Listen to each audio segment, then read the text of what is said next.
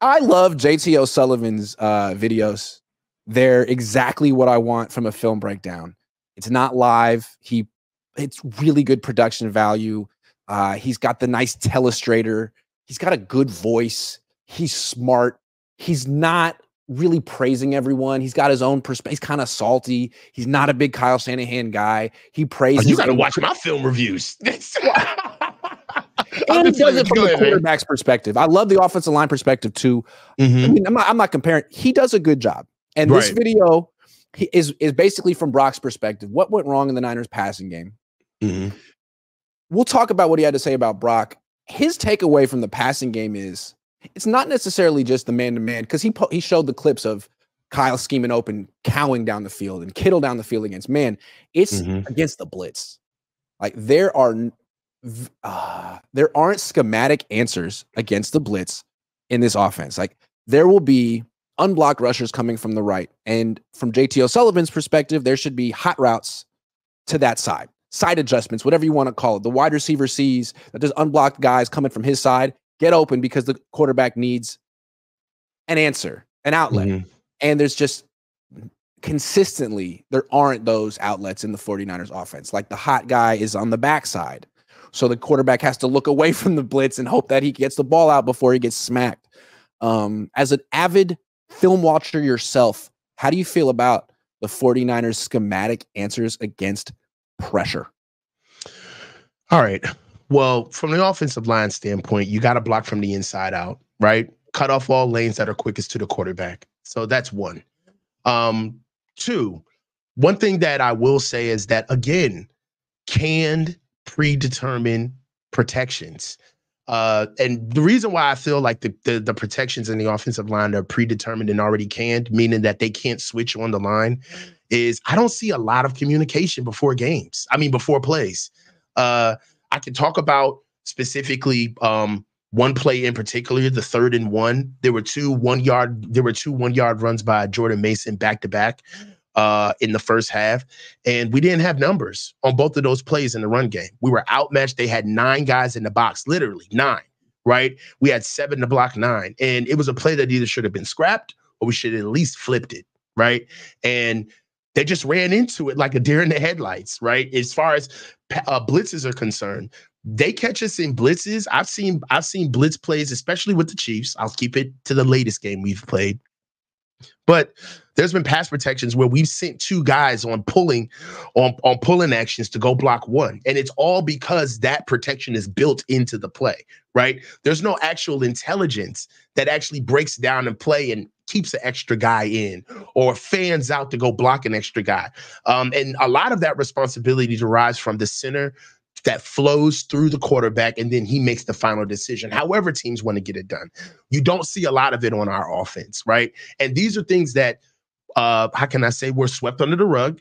They weren't really important at the time because we were winning, right? And how Kyle has been scheming things up, especially in the pass game, is that Kyle is all about getting the primary man open through pass.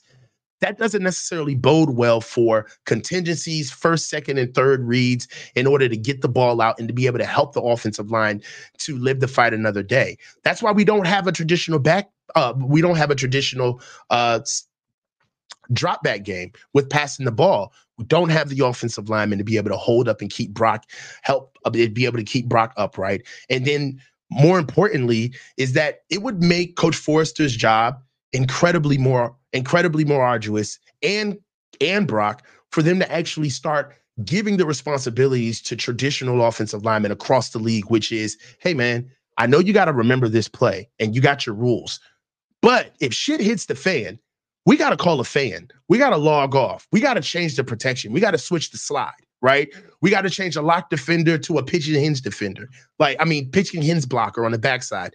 You don't see any of that communication when you watch our film. Now, that doesn't mean that it's not happening, but I will say is that you've seen way too many picks and blitzes where they're free blitzers, right? That, for me, a free blitzer that's a successful win from the defense, right? So there's not a lot of muddy sacks where guys are living to fight another day. You see guys just completely getting dominated.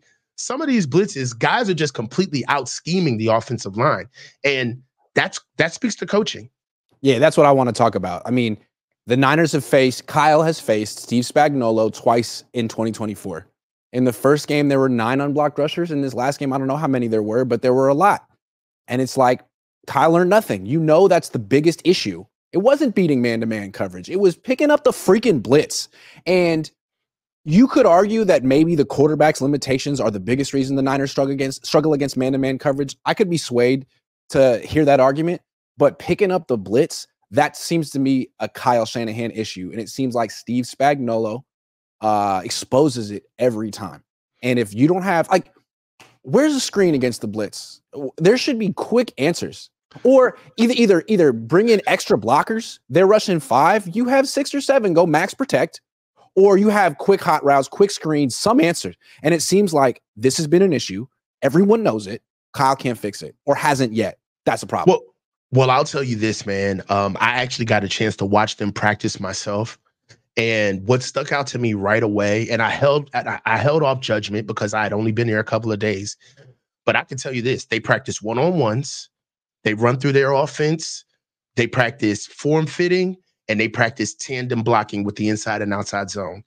I have yet to see this team work on blitz pickup, 7-on-9 drill, or inside run. Never.